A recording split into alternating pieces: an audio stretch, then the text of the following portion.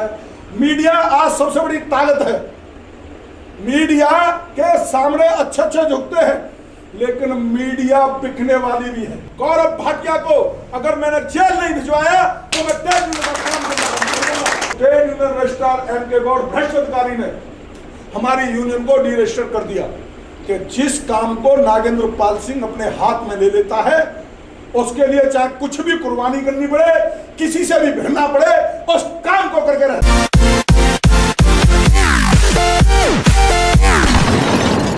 BWFS, ताजेर और अपना स्काई गवर्नमेंट एयरपोर्ट की, इन सभी चारों यूनियनों को हमारे उस समय के जो मंत्री थे अपना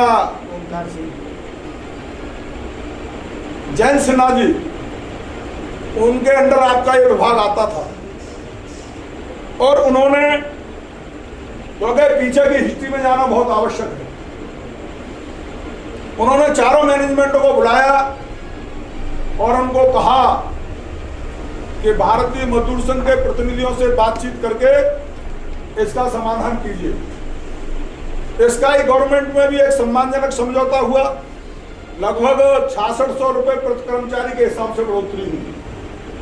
उसी तरह से ताजेर कैटर्स के कर्मचारियों का भी समझौता हुआ, एयरपोर्ट की भी कुछ मांगों पर समझौता हुआ, लेकिन जो BWFS का जो गौरव भाटिया है उसने जयंत सिन्हा जी के सामने ये कहा कि मैं निश्चित ही जो आपके समय पर जो कर्मचारी सस्पेंड हुए हैं मैं उन्हें बहाल कर दूंगा।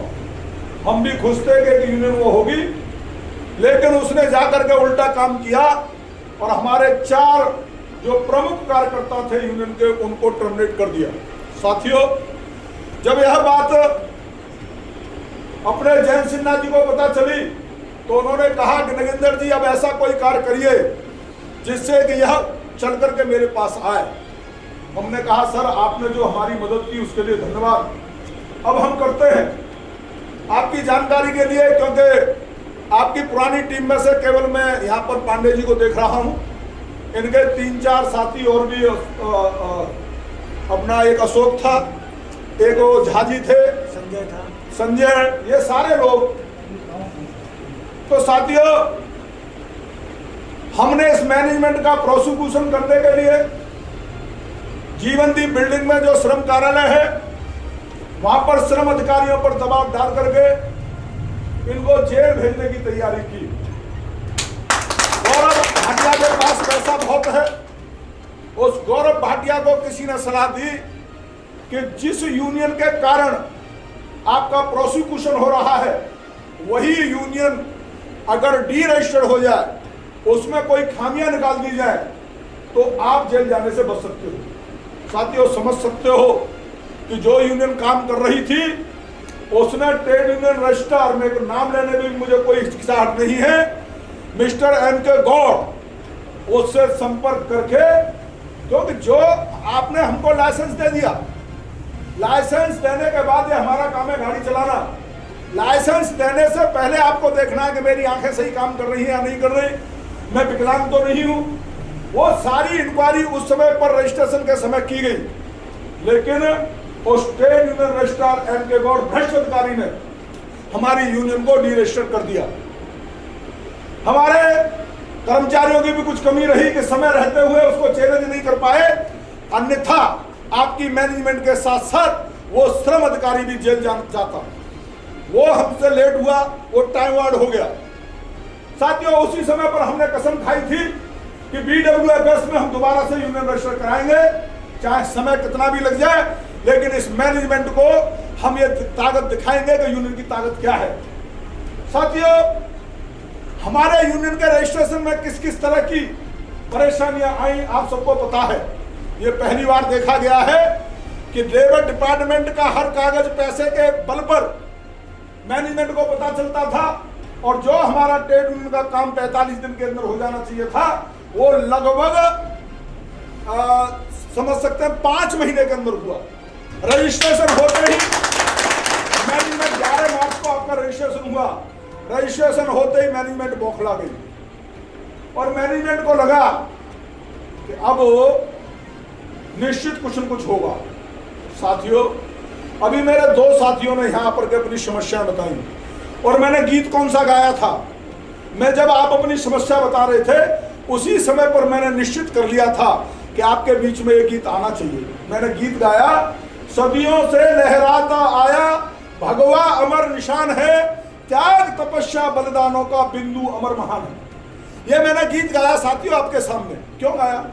त्रेता में भगवान राम ने भी इस भगवा ध्वज को धारण किया, द्वापर में महाभारत के समय पर भी जो अर्जुन के रथ पर था वो भी ये भगवा था, और जिसने भगवा धारण कर लिया वो समझ लीजिए त्याग और तपस्या का प्रतीक है।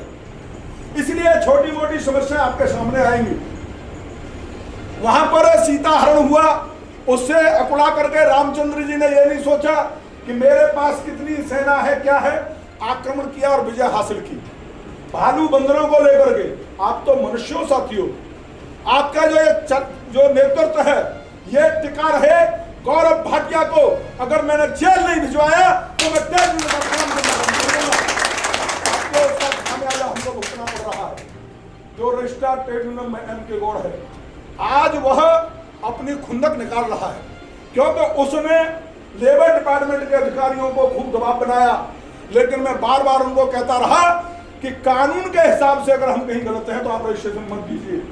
आपके सभी दस्तावेज पूरे किए हैं और उसके आधार से हमको रजिस्ट्रेशन का अधिकार है। आपका रजिस्ट्रेशन हो चुका है।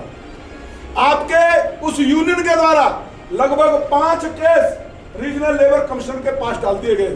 यह बात आपके महामंत्री को बतानी चाहिए थी, यह बात आपके अध्यक्ष को बतानी चाहिए थी, जो मैं बता रहा हूं। और हमारी रीजनल लेबर कमिश्नर के साथ बैठक हो चुकी है और हमने उनको बता दिया है कि सर, उन्होंने भी पूछा यूनियन रजिस्टर्ड हो गई क्या, यही शब्द था उनका, क्योंकि उनके भी दिमाग में ये था कि यूनियन रजिस्टर्ड नहीं होगी।